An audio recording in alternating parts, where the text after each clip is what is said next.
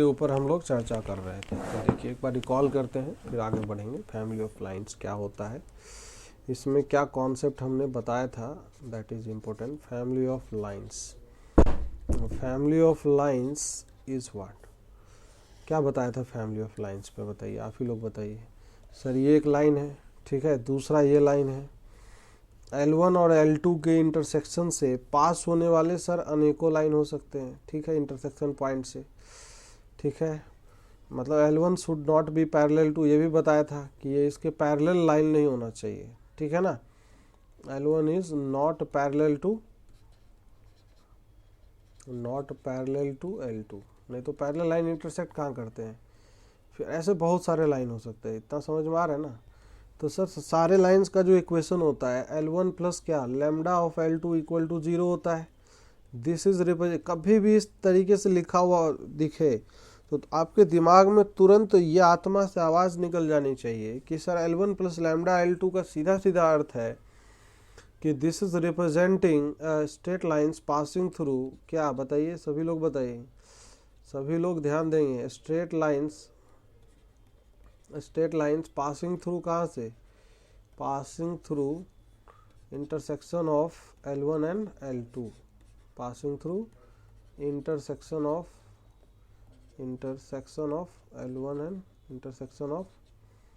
L1 and L2 के intersection से पास कर रहा है, ठीक है ना। चाहे अल्टरनेटली उल्टा भी अगर दिख जाए कि कभी भी किसी लाइन का, किसी फैमिली ऑफ लाइंस का इक्वेशन अगर इस तरीके से दिख जाए तो सर इसका मतलब वो लाइन से एक फिक्स पॉइंट से पास करेगा। वो फिक्स पॉइंट का इक्वेशन क्या होगा बच्चा लोग, सर ये L1 और L2 का इंटरसेक्शन पॉइंट आ जाएगा, आएगा कि नहीं आएगा।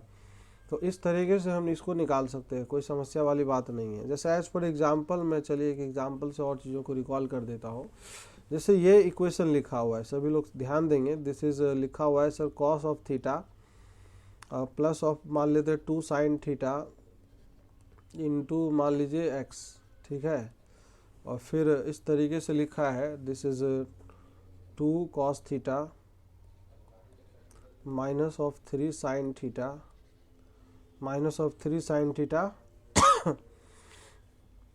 इंटू y, इस तरीके से कुछ लिखा है कि नहीं। और प्लस कुछ भी लिख दिया इधर बाहर, मान लीजिए 2 cos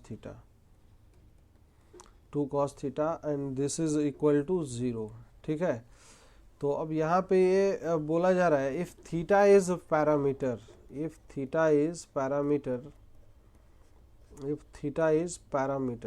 यहाँ पे पैरामीटर है, then above lines passes through a fixed point, passes through a fixed point, ठीक है। फिक्स पॉइंट, उसका कोऑर्डिनेट फाइंड आउट करना है, निकालिए सभी लोग coordinate, what will be the coordinate. अगर वो फिक्स पॉइंट है तो सर उसका कोऑर्डिनेट क्या होगा, कैलकुलेट करिए सभी लोग फटाफट, जल्दी।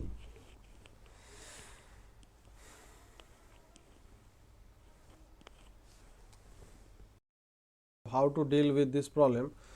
तो यहाँ पे कॉस थीटा और यहाँ कॉस थीटा है, और दूसरा टर्म है साइन थीटा और साइन थीटा, यहाँ दिख रहा है सभी को।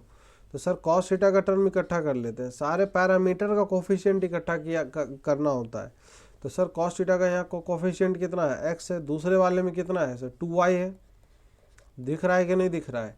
और फिर अगला क्या है सर, कॉस थीटा का और कोफिशिएंट +2 है, समझ में आ रहा है। फिर सर साइन थीटा का कोफिशिएंट इकट्ठा करेंगे तो साइन थीटा का कोफिशिएंट यहाँ से कितना आएगा सर 2x आएगा, फिर -3y आएगा, और कुछ आएगा नहीं आएगा। दिस इज इक्वल टू 0 है। अब यहाँ से अगर कॉस थीटा से डिवाइड कर ले तो ये बन जाएगा क्या, x plus of 2y plus of 2 and this is what sine theta by cos theta, मतलब क्या बन जाएगा सर, ये tan थीटा बन जाएगा and this is 2x minus 3y equal to 0। अब ये वेरी कर रहा है ना ये, तो इसको हम लैम्डा बोल देते हैं। तो ये क्या दिखाई दे रहा है सर, ये L1 है और ये लाइन L2 है, तो क्या दिखाई दिया, what is that, L1 plus of lambda L2 equal to 0 है कि नहीं। तो सर ये तो फैमिली ऑफ लाइंस है, फैमिली ऑफ लाइन का ये प्रॉपर्टी ही होता है कि ये L1 और L2 के इंटरसेक्शन से होके गुजरेगा। अरे नहीं समझ में आ रहा है क्या, कुछ समझ में आ रहा है क्या कह रहे हैं। तो इसका मतलब L1 L2 का क्या इंटरसेक्शन पॉइंट निकाल सकते हैं कि नहीं निकाल सकते हैं। तो x plus 2y plus of 2 equal to 0, और फिर दूसरा है sir 2x minus 3y equal to 0 है। कोई समस्या है क्या? अगर हम इसमें अगर मल्टीप्लाई कर ले ऊपर वाले में 2 से, तो 2x प्लस 4y और प्लस ऑफ 4 इक्वल टू 0, और नीचे वाले में मल्टीप्लाई कर ले तो 2x minus 3y equal to 0। दोनों को माइनस कर लेते हैं, तो माइनस करेंगे x कैंसिल आउट हो जाएगा, तो 7y plus of 4 this is equal to 0। तो y का वैल्यू कितना आ जाएगा? माइनस 4/7 आएगा। तो सर y का वैल्यू माइनस 4/7 आ जाएगा, तो इस वाले में x का रख के x का वैल्यू भी निकाल लेंगे। x equal to 3/2 times of y है, तो 3/2 टाइम्स ऑफ y का वैल्यू कितना है? माइनस 4/7 है। समझ में आ रहा है कुछ कि नहीं आ रहा है? तो ये आ जाएगा कितना? Minus of 6/7। तो पॉइंट कितना आ गया? Point is what? पॉइंट का x कोऑर्डिनेट सर माइनस 6/7 है, और y कोऑर्डिनेट कितना है? माइनस ऑफ 4/7 है। समझ में आ रहा है ना? तो this will be the answer. कोई आपत्ति, कोई विपत्ति वाली बात है? समझ में आ रहा है कुछ? कर सकते हैं ना? देखिए प्रॉब्लम का रूपरेखा बदलेगा, ऐसे ही क्वेश्चन चेंज होते रहेंगे। कॉन्सेप्ट एक बार समझ में अगर ठीक है, धीरे धीरे आएगा, कोई बात नहीं है, लेकिन बट क्या है ना, इंट्यूशन डेवलप करिए सभी लोग अपने अंदर, वो बहुत ज़रूरी चीज़ है। एक और प्रॉब्लम हम दे रहे हैं, छोटा सा प्रॉब्लम एज फॉर एग्जांपल के लिए दिया हुआ है। If a, b, c are in A P for all a, b, c, सारे a, b, c के लिए वो हमेशा क्या होगा? AP में होंगे। तो देन ये लाइन के बारे में बताना है। Then this line ax plus by plus of c equal to 0 passes through a fix point, इसका कोऑर्डिनेट निकालना है। Passes through a fix point, तो उस फिक्स पॉइंट का कोऑर्डिनेट सभी लोग निकाले फटाक से, जल्दी से। Find its coordinate.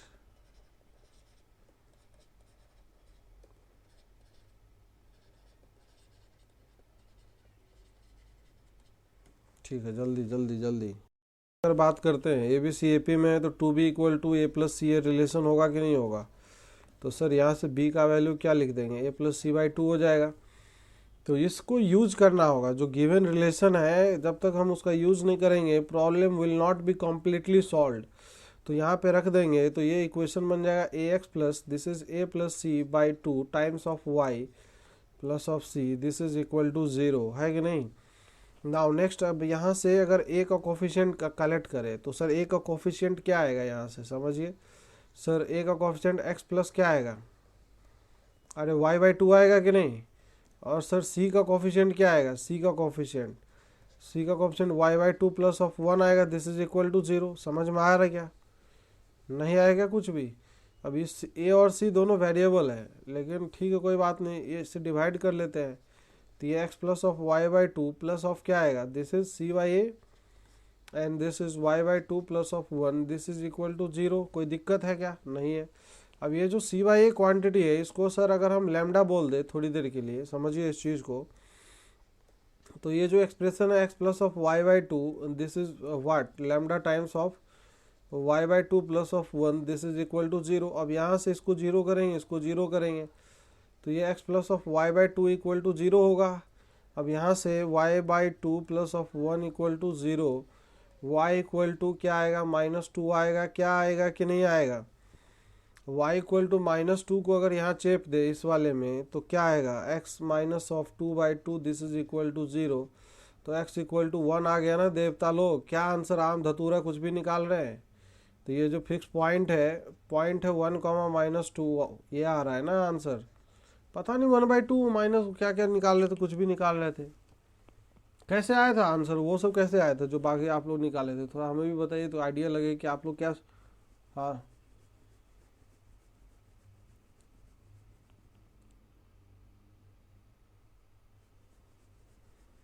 अच्छा, हमें लगा कि पता नहीं ऐसा क्यों आ रहा है। देखिए, एक अल्टरनेटली अगर बात करते हैं, अल्टरनेटली, तो इस टाइप का प्रॉब्लम को और भी तरीके से कर सकते हैं। जैसे x plus b y plus c equal to 0 है, तो ABC AP में है ना, तो कोई भी दो लाइन चाहिए भाई। अगर हम बोल रहे हैं कि ठीक है फिक्स पॉइंट से पास करने वाला है, तो सर हम कुछ भी रखेंगे, दो लाइन अगर मिल जाए, दोनों का इंटरसेक्शन निकाल लेंगे, तो वो इंटरसेक्शन पॉइंट ही तो वो फिक्स पॉइंट होता है।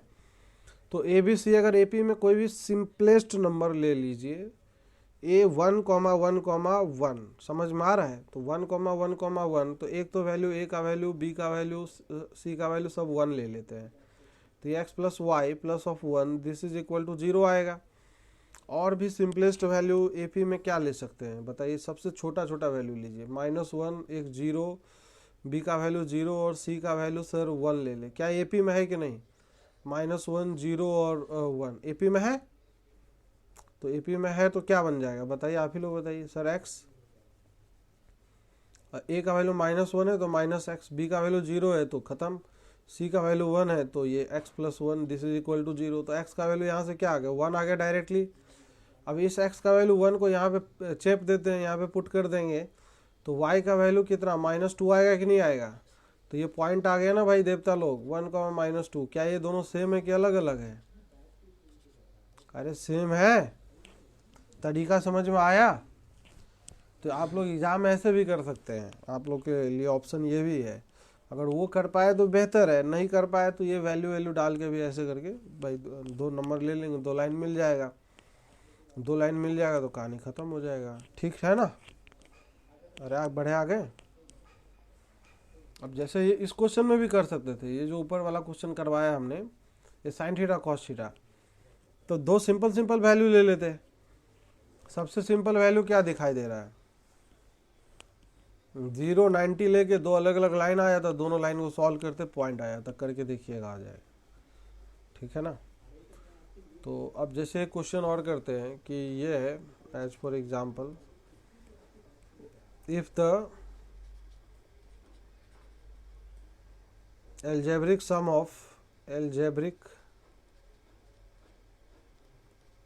of perpendicular distances from 3 points, from 3 given points to a given line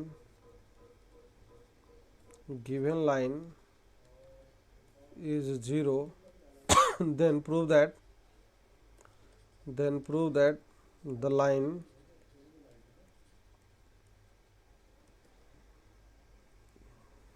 will always pass through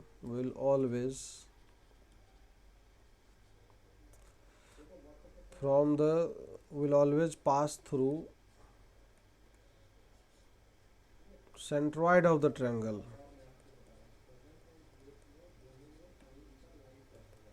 centroid of the triangle. Simple problem है।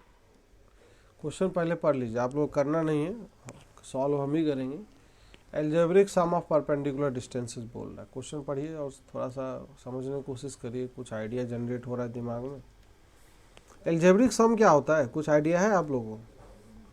What is called the algebraic sum? Algebraic sum का मतलब हो गया कि with sign लेना है, with sign distance, perpendicular distance का जो फॉर्मूला हमने एक्चुअली डिस्कस किया था। देखिए आप लोग अगर ज़रा सा याद हो छोटी छोटी बातें जो हमने बताई थी। कोई पॉइंट है, पॉइंट P है, x1, y1 है। ये अगर कोई लाइन है, यहाँ से ये लाइन है, this is ax plus of by plus of c, this is equal to 0। अब ये जो परपेंडिकुलर डिस्टेंस P है, ये परपेंडिकुलर डिस्टेंस P का जब हम कैलकुलेशन किए थे, R का वैल्यू याद करिए पैरामेट्रिक फॉर्म का यूज़ करके, तो माइनस के साथ आया था, minus of ax1 plus of क्या आया था, by1 plus of c upon of क्या आया था, under root of a square plus of b square आया था। तो this is called the algebraic value. अब ये नेगेटिव और पॉजिटिव दोनों आ सकता है, दैट विल ऑल डिपेंड कि वो जो लाइन है पॉइंट के ऊपर है कि नीचे है, मतलब इस पे डिपेंड करेगा ना, इस वैल्यू पे डिपेंड करेगा, इस पे डिपेंड करेगा ना। बताया था ना कि एक पॉइंट का लाइन के रेस्पेक्ट में, एक लाइन पॉइंट का लाइन के रेस्पेक्ट में क्या 2 पोजीशन हो सकती है भाई। इधर अगर पॉजिटिव आ रहा है तो इधर निगेटिव आएगा, और समझ में आ रहा है ना। तो इस पे डिपेंड करेगा आर का वैल्यू निगेटिव है कि पॉजिटिव है। तो that is called the algebraic value of R, मतलब algebraic value of the perpendicular distance उसको बोलते हैं। मतलब तो अब ये क्वेश्चन में जो पूछा जा रहा है, पूछा ये जा रहा है कि ये लाइन है, समझिए, और कोई भी 3 पॉइंट है, कोई भी 3 पॉइंट इस तरीके का मान लेते हैं, एक पॉइंट ये है और एक मान लेते हैं एक पॉइंट ये है। तो ये जो 3 पॉइंट है, पॉइंट ए मान लेते हैं this is x1 comma y1 है, और ये जो पॉइंट बी है this is what x2 comma y2 है, और ये जो पॉइंट सी है इसको मान लेते हैं x3 कॉमा y3 है। तो सर यहाँ से जो परपेंडिकुलर इस पर ड्रॉप किया जाएगा, यहाँ से जो इस पे परपेंडिकुलर ड्रॉप किया जाएगा और यहाँ से जो परपेंडिकुलर इस पे ड्रॉप किया जाएगा, ये P1 मान लेते हैं, this is P2 and this is P3। ये तीनों का जो एल्जेब्रिक वैल्यू है, इस तीनों का सम सर 0 है। यही ना क्वेश्चन में कंडीशन है। मतलब एल्जेब्रिक वैल्यू का मतलब क्या है, this is P1 plus of P2 plus of P3 equal to 0। अब मॉड लगा के करेंगे तो कभी 0 आएगा, डिस्टेंस का सम कभी 0 हो सकता है? नहीं। हाँ, एल्जेब्रिक वैल्यू जरूर हो सकता है। अगर मान लीजिए P1 P2 का वैल्यू, एक का वैल्यू -1 आ गया, एक का वैल्यू -3 आ गया है और ये +4 आ गया, तो दोनों सब मिला के 0 तो बन सकता है ना। तो इसीलिए हमने लाइन 2 पॉइंट लाइन के एक साइड लिया है और एक पॉइंट को अलग लिया है कि थोड़ा सा कन्फिग्रेशन ठीक लगे। और लाइन का इक्वेशन भी कुछ मान लेते हैं, कोई क्या मान ले, लाइन में 2 ही पैरामीटर होते हैं, LX plus My plus of 1 equal to 0। कभी भी लाइन का जनरल इक्वेशन मानना हो तो ये भी मान सकते हैं। बताया था ना कि इफेक्टिव रूप से लाइन में कांस्टेंट कितने पैरामीटर्स होते हैं, how many effective parameters are there, सिर्फ 2 है ना। तो ये अब जैसे परपेंडिकुलर डिस्टेंस का फॉर्मूला हम जानते हैं सभी लोग, क्या होता है परपेंडिकुलर डिस्टेंस का फॉर्मूला, ये बताइए। P1 का वैल्यू क्या लिखेंगे तो sir minus times LX1 plus of My1 plus of 1 divided by क्या आएगा, अंडर रूट में L² प्लस M² आएगा। फिर सिमिलरली दूसरे वाले में भी आएगा, समझ में आ रहा है? तो ये आएगा माइनस का LX2 प्लस ऑफ क्या आएगा My2 plus of 1 divided by under root of क्या आएगा, this is L² plus of M²। और फिर तीसरे में क्या आएगा, this is LX3 plus of My3 और plus of 1 divided by under root of क्या आएगा, this is L² plus of M²। This is equal to 0 है, 0।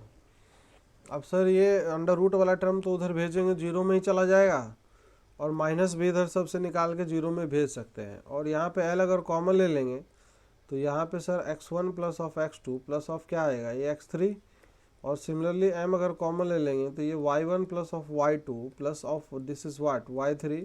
1 plus 1 plus 1 is what, this is 3 equal to 0। 3 से अगर divide कर ले यहाँ पे तो ये क्या बन जाएगा, L times of this is x1 plus of x2 plus of x3 divided by क्या आएगा 3 plus of M times of क्या हो जाएगा, this is y1 plus of y2 plus of y3 divided by 3 plus of 1 equal to 0। क्या feeling आ रहा है? अब आप इस लाइन को ऑब्जर्व करिए, इससे क्या समझ में कुछ आ रहा है? नहीं आया होगा ना अब तक। लाइन था sir LX plus of My plus of 1 equal to 0। इस दोनों को देख के क्या फील आ रहा है? देखिए, इसको घूरिए, बहुत देर तक घूरिए। पासिंग थ्रू द पॉइंट, कौन सा पॉइंट है ये, x1 plus of x2 plus of x3 divided by 3, और ये फिर next y1 plus of y2 plus of y3 divided by 3। तो ये क्या है एक्चुअली में, क्या ये सेंट्रॉइड ऑफ ट्रायंगल है कि नहीं है? सेंट्रॉइड ऑफ ट्रायंगल ABC है? कुछ समझ में नहीं आ रहा। अरे आ रहा है, इस तरीके की बातें हैं। कोई अगर इसमें दिक्कत हो, समस्या हो, परेशानी हो तो बताइए। ठीक है भैया, आगे बढ़े अब। तो ये सब चीज़ें हैं, ये इम्पोर्टेंट क्वेश्चन है, this is one of the very important problem. अब डेटा दे सकता है एग्जाम में, डेटा वेटा दे दे तो अब ये रिजल्ट याद रहेगा तो जल्दी आंसर, कुछ करना ही नहीं, याद रख लीजिए इसको, ये भी एक आपके लिए रिजल्ट है। ठीक है, एज ए रिजल्ट यूज़ करना है। अच्छा, हम जो बात कर रहे थे किसी चीज़ का बात करना चाह रहे थे ना आप लोग से हम, पैरेललोग्राम का डायगोनल्स का इक्वेशन, पैरेललोग्राम के डायगोनल्स का इक्वेशन। तो देखिए, इसमें थोड़ा सा हम बातें करेंगे, थोड़ा सा इंट्यूशन और डेवलपमेंट वाली बात है इसमें।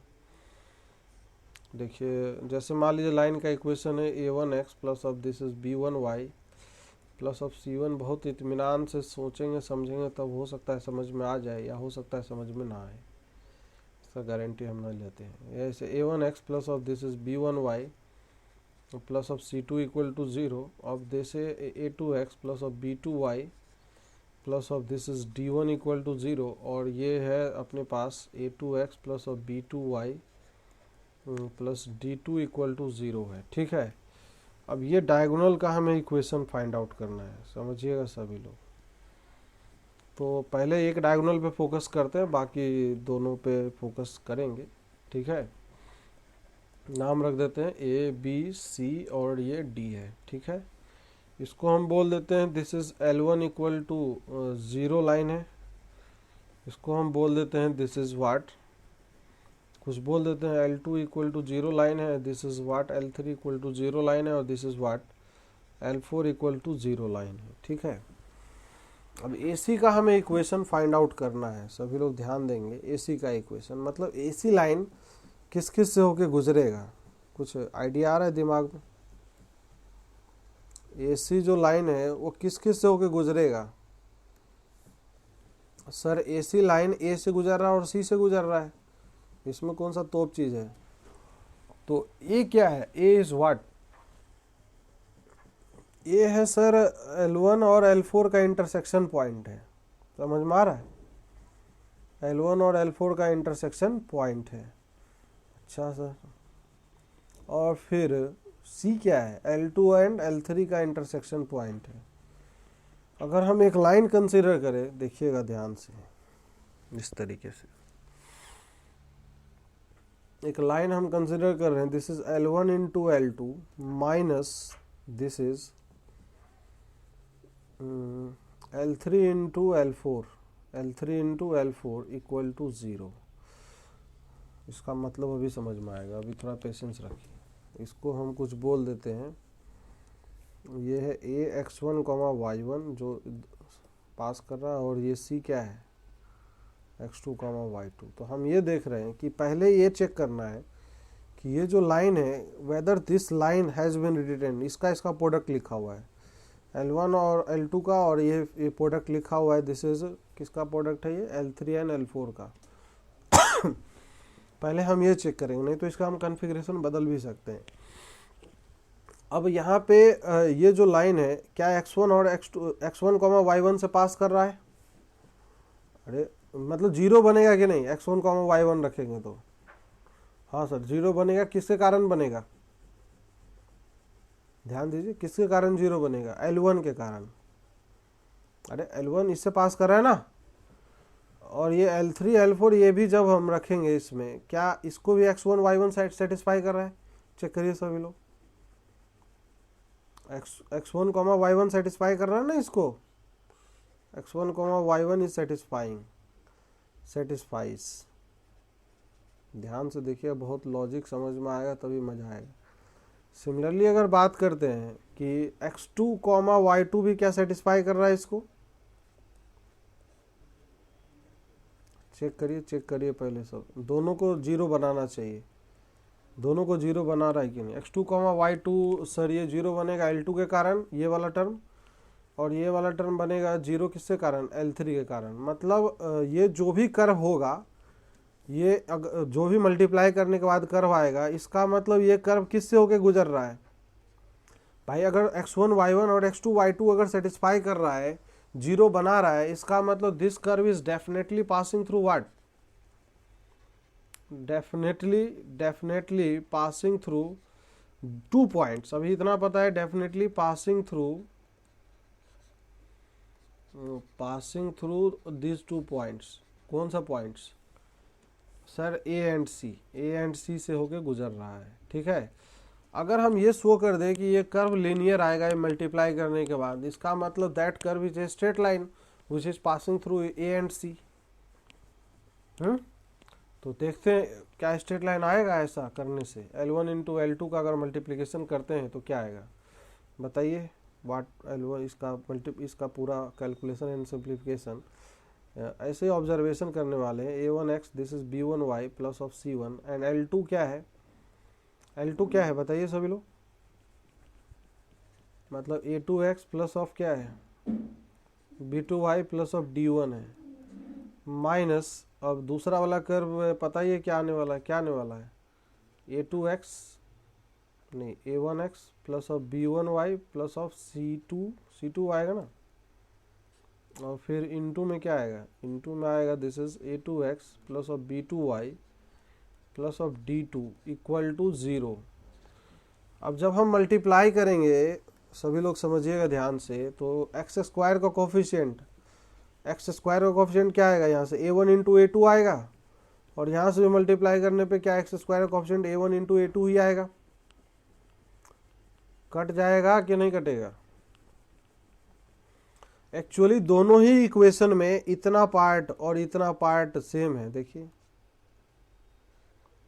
तो इसलिए सेकेंड डिग्री का टर्म बचेगा ही नहीं। आप देखिए मल्टीप्लाई करके, sir b1 into b two y square, यहाँ पे भी दूसरे वाली साइड में भी b1 into b two y square आएगा, ये भी कट जाएगा। x इंटू वाई कैसे जनरेट होगा, वो भी कटेगा। x इंटू वाई जनरेट होगा a1 इंटू बी टू, फिर a2 इंटू बी वन, यहाँ से भी वही।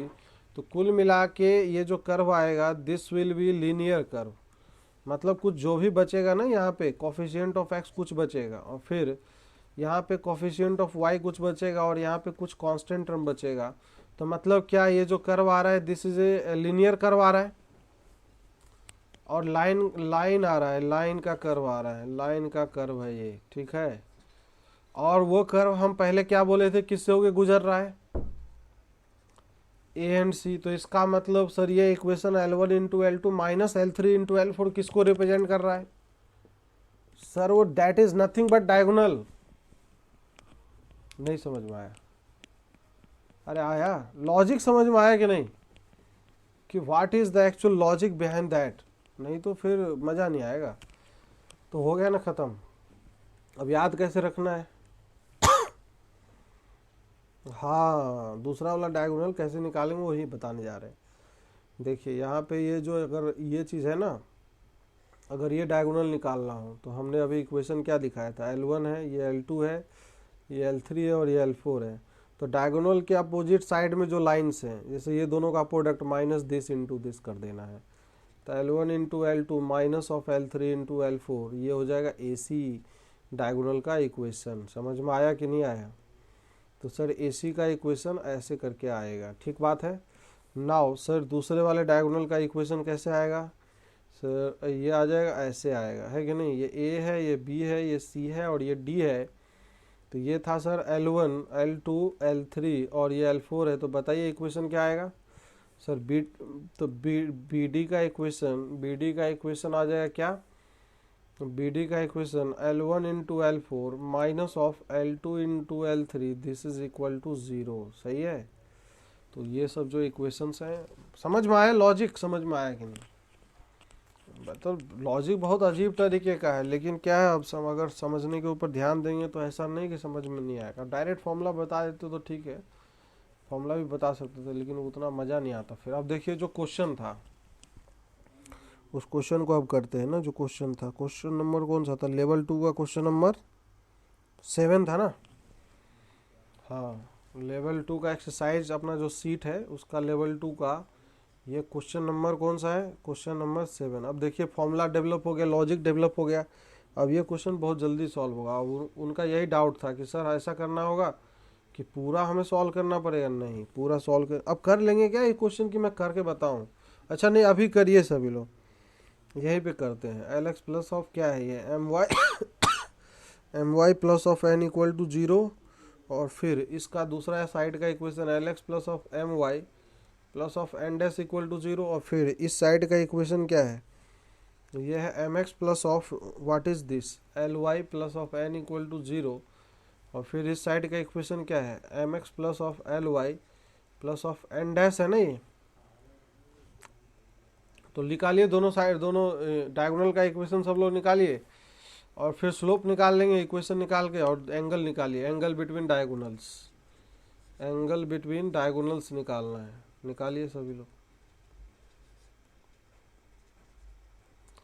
निकालिए निकालिए फटाफट निकालिए।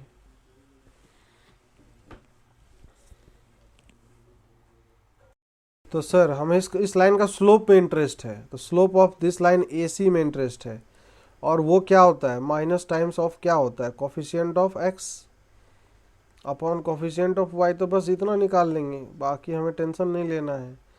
तो कोफिशिएंट ऑफ एक्स कितना हो जाएगा ऊपर से, कोफिशिएंट ऑफ एक्स निकालिए इधर से, कितना आएगा इस साइड से। तो ये कोफिशिएंट ऑफ एक्स तभी आएगा जब इसका कांस्टेंट से मल्टीप्लिकेशन होगा, तो एल इंटू एन आएगा यहाँ से, समझ में आ रहा है, एल इंटू एन। और यहाँ से एम एक्स का मल्टीप्लिकेशन किससे होगा, अच्छा नहीं, इसमें एक और टर्म आएगा जब एम एक्स का एन से मल्टीप्लिकेशन होगा, तो प्लस एम एन भी आ जाएगा, समझ में आ रहा है ना। और फिर इस तरफ इधर से क्या आएगा, एम और एन डैश आएगा, minus m into n dash, और इधर से क्या आएगा, minus n l into n dash आएगा, सही है।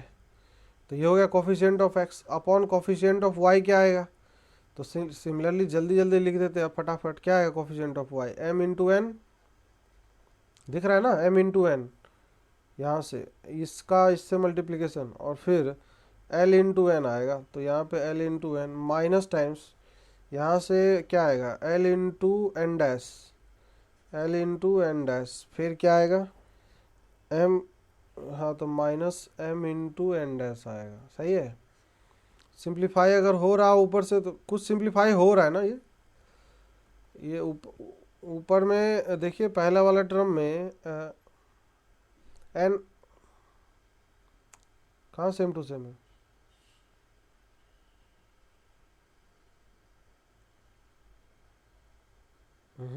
तो सेम है तो कट गया, तो कट गया तो कोई बात नहीं है, तो अच्छी बात है, तो और सिंपल हो गया ना। स्लोप कितना आ गया, -1 आ गया ना स्लोप। तो फिर ऐसे बी डी का आएगा, बी डी लाइन का स्लोप लिखने के लिए अब क्या करेंगे, अब इसका इसका मल्टीप्लिकेशन होगा, l x into m y, समझ में आ रहा है ना, ये मल्टीप्लिकेशन होगा। मैं एक बार लिख लेता हूँ, l x plus of m y plus of n into में क्या आएगा, this is m x plus of l y plus of n dash, और फिर माइनस टाइम्स उधर क्या है, this is m x plus of l y plus of n, और फिर क्या है इधर l x plus of m y plus of n dash है, यही है ना, दिस इज इक्वल टू 0। तो इसका भी स्लोप उठा लेते हैं ना, स्लोप से ही मतलब है हमें, बाकी ज़्यादा इंटरेस्ट नहीं है।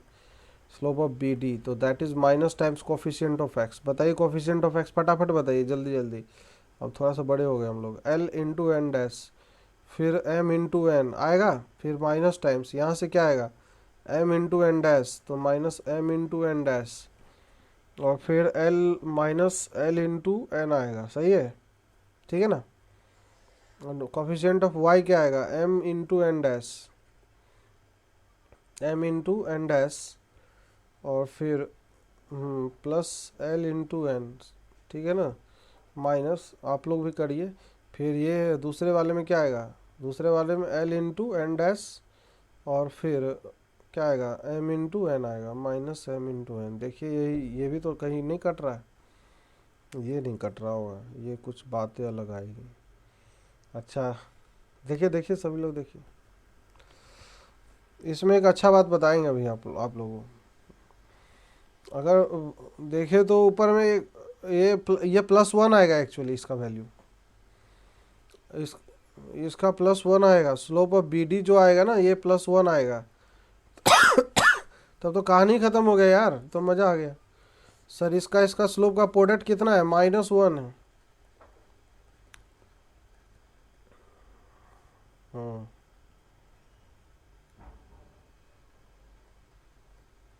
हम बता रहे हैं अभी उसमें, तो इसका मतलब यहाँ पे एंगल जो है, अभी तो हम जनरल थ्योरी बताए हैं, जनरल थ्योरी एक बताएं कि किसी भी टाइप का अगर कोई प्रॉब्लम आए तो हम कर सकते हैं। इसमें एक अच्छी बात है वो हम बता रहे हैं, देखिए क्या है कि पैरेललोग्राम रोम्बस कब बन जाए। एक्चुअली ये रोम्बस है भाई, अगर डायगोनल्स 90 डिग्री पे काट रहे हैं, कैलकुलेशन हमें ये शो कर रहा है, तो पैरेललोग्राम में अगर डायगोनल्स 90 डिग्री पे काट रहे हैं, इसका क्या मतलब होता है, सर ये रोम्बस है। और देखिए एक चीज़ हमने बताया था, जो चीज़ कैलकुलेशन करके पहले, कि अगर रोम्बस होगा तो कुछ कुछ चीज़ें अगर याद है तो हल्का फल्का चीज़ें जो पहले डिस्कस किया था, एक बार फिर से हम उसको रिकॉल कराते। डेरिवेशन जब हम निकाले थे एरिया का फॉर्मूला, पैरेललोग्राम का एरिया का फॉर्मूला याद है कि नहीं, एरिया ऑफ पैरेललोग्राम का फॉर्मूला क्या बताया था, बताइए सभी लोग, याद है? C1 minus C2 D2 minus D1, कुछ भी याद नहीं है। कांस्टेंट टर्म का डिफरेंस अपॉन क्या sir, A1 B1 A2 B2, इसका डिटर्मिनेंट वैल्यू का मॉड। यही सब याद रख रहा हूँ, यही सब काम आएगा आपके। हाँ, वहाँ पे मैंने फॉर्मूला एक निकाल के बताया था कि यहाँ से अगर परपेंडिकुलर इस पे ड्रॉप करते हैं, P1 लेंथ है अगर मान लीजिए, और यहाँ से अगर इस पे परपेंडिकुलर ड्रॉप करते हैं, समझिएगा सभी लोग, यहाँ से परपेंडिकुलर इस पे ड्रॉप करते हैं, तो अगर ये P1 P2 का लेंथ अगर बराबर आ जाए, distance between the two parallel sides, मतलब इसके और इसके बीच में डिस्टेंस और फिर इसके और इसके बीच का डिस्टेंस अगर बराबर आ जाए, तो क्या वो पैरेललोग्राम रोम्बस में कन्वर्ट हो जाएगा? कुछ याद नहीं है, याद है? अगर ऐसा हो जाए, if perpendicular distance between the two parallel side if P1 is equal to P2, then क्या बोल सकते हैं हम ऐसा कि पैरेललोग्राम इज व्हाट, रोम्बस। सच्ची सच्ची बात है कि नहीं है? ठीक है, अब देखिए इसमें यही ऑब्जर्वेशन करना था, क्वेश्चन एक ही लाइन में ख़त्म हो जाएगा। अब यहाँ पे देखिए सब लोग, क्वेश्चन दिख रहा है सबको? दिख रहा है क्या? सर ये परपेंडिकुलर डिस्टेंस निकालो, ये वाला डिस्टेंस, तो बताइए P1 का वैल्यू कितना आएगा? Sir n minus of n dash का mod value distance between parallel lines, तो बता सकते हैं L square plus M square. और P2 लेंथ कितना आएगा? What is the P2 length? मतलब ये वाला डिस्टेंस दोनों के बीच में परपेंडिकुलर डिस्टेंस, P2 लेंथ भी वही आ जाएगा ना। अरे कांस्टेंट का difference n minus of n dash upon में अंडर रूट ऑफ क्या, मतलब क्या, मतलब ये कि सर P1 बराबर P2 हो गया, तो सर P1 बराबर P2 इसका मतलब क्या है? ये पैरेललोग्राम नहीं है, क्या है ये? रोम्बस है। और रोम्बस है तो सर एंगल बिटवीन डायगोनल तो पहले से पता होता है, 9th से पता है हमें, 90 होता है। समझ में आया? दोनों ही थ्योरी समझ में आया क्या? हमने थ्योरेटिकली भी पूरा प्रॉपर मेथड से निकाला, बाकी ऑब्जर्वेशन से भी निकाल लिया। समझ में आया कि नहीं? आप लोग के लिए यही पूछेगा, इतना नहीं पूछ लेगा, ये तो अति कर देगा। ये तो ये तो जो अभी एंगल बिटवीन डायगोनल्स ये पूछ सकता है IIT में, एडवांस में, वो भी JEE मेन में भी नहीं, एडवांस में। ठीक है ना, एंगल बिटवीन डायगोनल्स किसी से पूछ लीजिएगा कि कैसे निकालेंगे, हालत ख़राब हो जाएगा। ये इतना सिंपल क्वेश्चन नहीं है अपने आप में, यह बहुत कठिन क्वेश्चन है। पहले तो ये इक्वेशन का जो फॉर्मूला है ये कैसे निकल के आता है, यही अपने आप में बहुत भयंकर है, यही लोगों को समझ में नहीं आता। चलिए खैर, हम दोनों चीज़ें जान लिए इसके थ्रू, कोई दिक्कत नहीं है। इसको ध्यान रखिएगा, ये जो कॉन्सेप्ट बताया ना, concept is here, this concept is important. ये कॉन्सेप्ट आपके बहुत ही काम का है। कॉन्सेप्ट ये है कि अगर distance between the parallel sides के बीच का अगर दूरी बराबर है, तो ये एक अलग ज्योमेट्रिकल कंडीशन आपके पास आ गया, क्योंकि हमारे पास इक्वेशन ही पता होगा ना एग्जाम में, अपोजिट पैरेलल का, पैरेलल साइड्स का इक्वेशन पता होगा, तो हम क्या कर सकते हैं एटमैक्स इक्वेशन से? सर एटमैक्स हम डिस्टेंस बिटवीन पैरेलल लाइंस ही निकाल सकते हैं, नहीं याद है? और पैरेलल लाइन का डिस्टेंस अगर निकल के आ गया तो फिर क्या है, बाकी तो देख लेंगे। अगर इक्वल है तो खत्म, rhombus angle between diagonal is 90। अगर इक्वल नहीं है तो वो क्वेश्चन ऐसे होगा जैसे अभी ऊपर हम सॉल्व कर रहे थे। ठीक है ना? चलिए देवता लोग आगे बढ़े, सब सो गए, पता नहीं कहाँ गए, फैल गए, सब जमीन पे लेट पोट रहे हैं, पता नहीं क्या क्या है, अजीब सा चीज़ सब आ गए जिंदगी में। अभी तो 1-2 टॉपिक ही है, अभी तो बहुत लंबी लड़ाई है इसमें। Straight line, circle, parabola, ellipse, hyperbola, sir यही हमारा भेजा खा जाएगा। तो बाकी टॉपिक के लिए सर भेजा बचेगा? बिल्कुल बचेगा।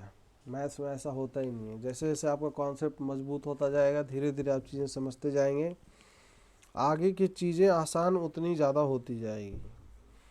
शुरुआत में थोड़ा सा फाइट होता है, मेहनत करना पड़ता है, लेकिन बाद में चल के चीज़ें उतनी ही आसान और उतना मज़ा आता है। फिर जब हर चीज़ें हमारे दिमाग में विथ लॉजिक अगर समझ में आया होता है, तो फिर चीज़ें पढ़ने में सही लगता है, और फिर होने लगते अपने आप होने लगती हैं। इसमें फिर किसी का नीड नहीं रहता। चलिए अब हम देखते हैं क्या देखने वाले थे आज, एंगल बाइसेक्टर। तो एंगल बाइसेक्टर भी देख लेते हैं, इसमें कई सारी चर्चाएं होंगी। एंगल बाइसेक्टर के बारे में लोकस में एक चीज़ बात बताई होगी, कुछ याद है कि एंगल बाइसेक्टर का जो लोकस होता है, व्हाट इज़ दैट लोकस, याद है कुछ कि भूल गए यार? तो आप लोग पढ़ते उड़ते नहीं है, ऐसा लग रहा है कि कोई नोट्स वोट्स रिवाइज वाइज नहीं करते, बस घर गृहस्थी में सबके सब बिजी है। अरे पढ़ ले रहे भैया, ये दो लाइन्स हैं, बताइए डेफिनेशन बताइए सभी को। ये L1 और ये L2 है, ठीक है, ये L1 L2 है। अब क्या बताया था एंगल बाइसेक्टर के बारे में, कुछ विशेष बातें बताई थी, क्या बताई थी? कुछ जो भी चीज़ याद है, कुछ भी करते रह जाएंगे कोई फ़ायदा नहीं है, ये बहुत इम्पोर्टेंट बात।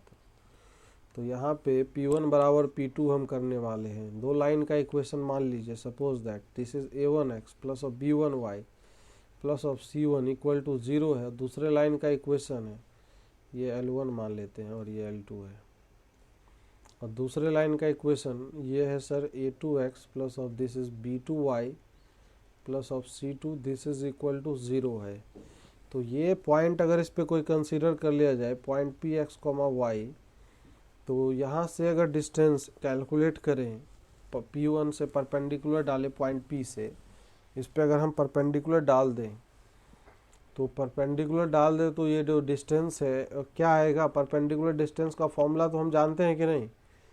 तो जानते हैं, तो क्या हो जाएगा sir A2x plus of this is B2y plus C2 upon में क्या आएगा, under root of this is A2 square plus of B2 square equal to this is mod value of A1x plus of B1y plus of this is C1 upon में नीचे under root of this is what A1 square plus of B1 square.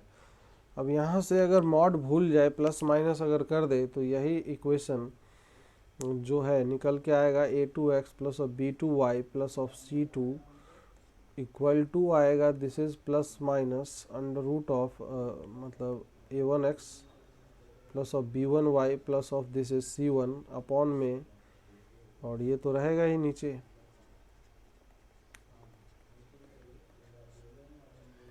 ठीक है, तो इसमें दो equation आएंगे, एक plus से और एक माइनस से। और बताया भी था पहले भी कि सर दो एंगल बाइसेक्टर आते भी है, कुछ याद वाद आ रहा है कि सब भूल गए हैं? एक इक्वेशन आएगा प्लस से और दूसरा माइनस से आएगा।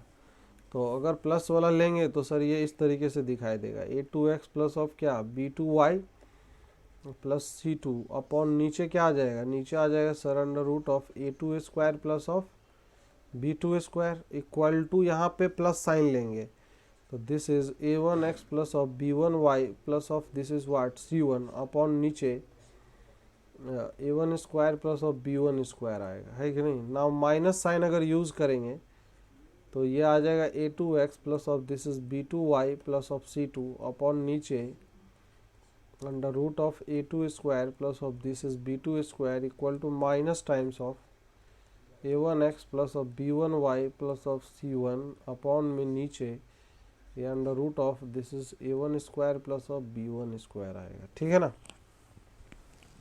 तो एक प्लस से आएगा और दूसरा माइनस से आएगा, तो इसलिए दो बाइसेक्टर आया करते थे। याद करिए भाई, कभी भी दो लाइन अगर होगा, लेट सपोज दैट ये लाइन है, this is one of the line and this is the second line मान लेते हैं L1 है सर और ये लाइन L2 है।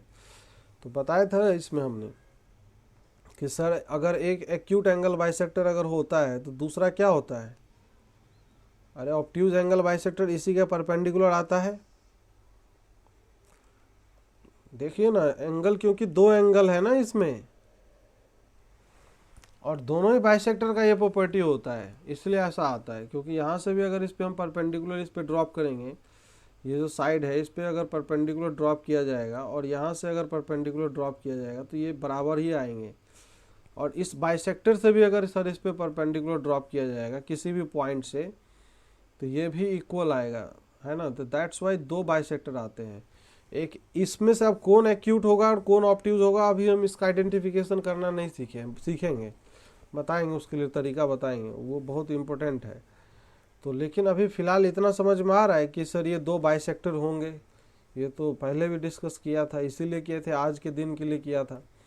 और ये जो दोनों बाइसेक्टर होंगे, दोनों के बीच का एंगल कितना होगा, ये सर 90 एंगल होगा। इसका स्लोप अगर मान लेते हैं कुछ भी आया, m आया, तो इस लाइन का स्लोप क्या आएगा, -1/m आएगा, है कि नहीं।